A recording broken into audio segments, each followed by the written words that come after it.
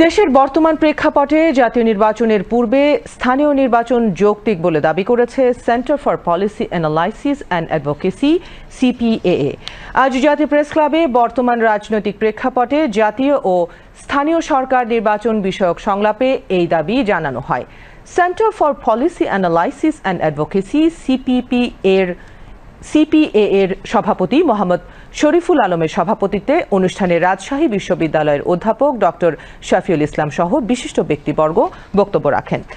দলীয় বা রাজনৈতিক সরকারের অধীনে কোনো স্থানীয় নির্বাচন সুষ্ঠু হয়নি উল্লেখ করে বক্তারা সব সময়ের জন্য নির্দলীয় সরকারের অধীনে স্থানীয় নির্বাচন দেওয়ার দাবি জানান। আমরা যাদেরকে দিয়ে সংস্কার কমিশন গঠন করেছি, সরকার সংস্কার কমিশন গঠন করেছে, আমরা কিন্তু কেউ এই সংস্কার কমিশনের বিরোধিতা করি না।